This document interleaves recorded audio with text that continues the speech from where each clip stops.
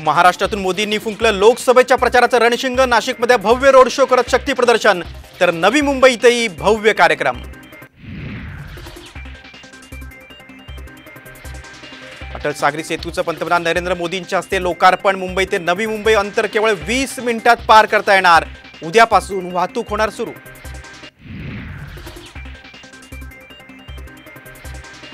घराणेशाहीच्या राजकारणामुळे देशाचं नुकसान। नाशिकमधील युवा महोत्सवातून मोदींचा हल्लाबोल, तर तरुणांनी राजकारणात येण्याचंही केलं आवाहन।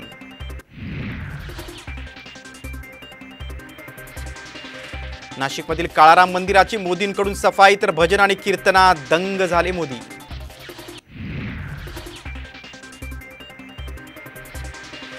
बारामती लोकसभेवरून महायुतीत संघर्ष होण्याची चिन्ह। भाजपच्या पहिल्या यादीत बारामतीचा समावेश असल्याची सूत्रांची माहिती, तर अजित पवार गटही बारामतीसाठी आग्रही।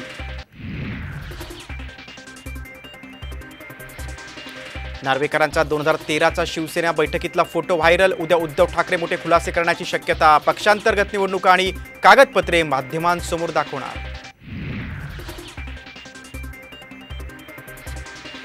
जागा वाटपाबाबत वंचित सोबत काँग्रेस चर्चा करणार नाही। पवार आणि ठाकरे गटावर चर्चेची जबाबदारी, सूत्रांची माहिती।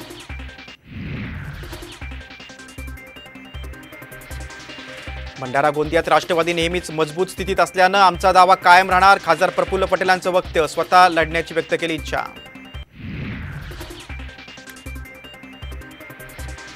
मराठा आंदोलक जरांगे पाटलांना मुंबई हायकोर्टाचा दिलासा। मुंबईतील सभेविरोधात दाखल केलेली याचिका हायकोर्टानं फेटाळली।